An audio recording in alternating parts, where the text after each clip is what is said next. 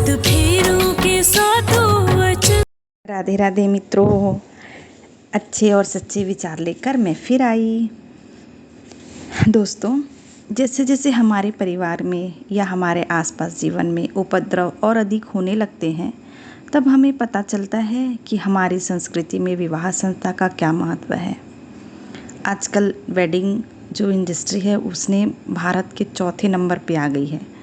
ठीक है, मानती हूँ इस संस्था ने विवाह को बहुत बड़ी वो दी है कि विवाह ऐसा होना चाहिए, वैसा होना चाहिए, मगर जो हमारी जो संस्कृति थी वो उससे थोड़ी थोड़ी धूमिल होने लग गई है। संस्था का क्या महत्व है मित्रों, आज ये संस्था दांव पर लगी है।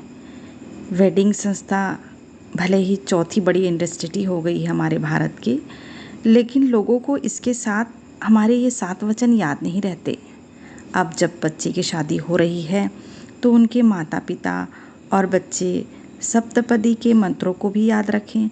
जिस तरीके से सारा परिवार, दूल्हा के परिवार, दुल्हन के परिवार वेडिंग इंडस्ट्री के अनुसार तैयारियों में लग जाता है, रिहर्सल में लग जाता है कि अब इसके बाद ऐसा करना है, ये कपड़े पहनना है, फिर प्री वेडिंग होती है, बहुत सारी चीज़ें होती हैं। मगर उस चक्कर में हम ये सप्तपदी मंत्रों को क्यों नहीं याद करते, अपने संस्कारों को क्यों याद नहीं करते। सारा परिवार उसमें डूब जाता है, खूब तैयारी की जाती है। होने वाले दूल्हा दुल्हन और परिवार के लोग सभी तैयारी में जुट जाते हैं। उस समय हमें ये मंत्र क्यों नहीं याद करते या कराए जाते, हमें क्यों नहीं बताया जाता कि इसमें ये संस्कार जोड़े जाने चाहिए या शामिल किए जाने चाहिए।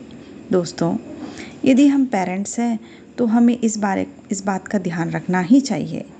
इन मंत्रों को भी इतना ही महत्व दिया देना चाहिए जितनी कि हम अदर तैयारियां करते हैं, और इसकी शिक्षा हमें बचपन से ही बच्चों में डालनी चाहिए।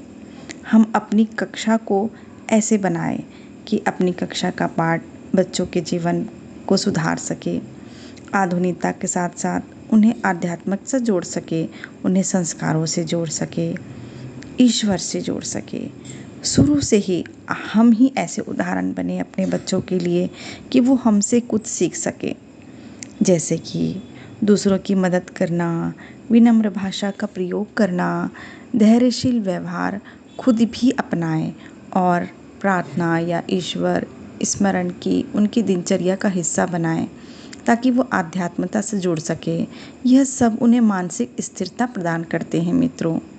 यदि बचपन से ही बच्चे संस्कारी और आध्यात्म से जुड़ते हैं तो या फिर उसी वातावरण में रहते हैं तो विवाह भी उनके लिए एक संस्कार ही होगा और दोष को संवारने का मौका दिया जाएगा और गुणों को निखारने का, है ना मित्रों।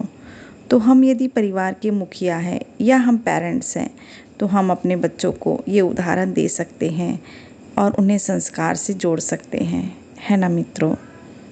राधे राधे मित्रों, मिलती हूँ ऐसे ही विचारों के साथ अगले वीडियो में। राधे राधे। सात फेरों के सातों वचन।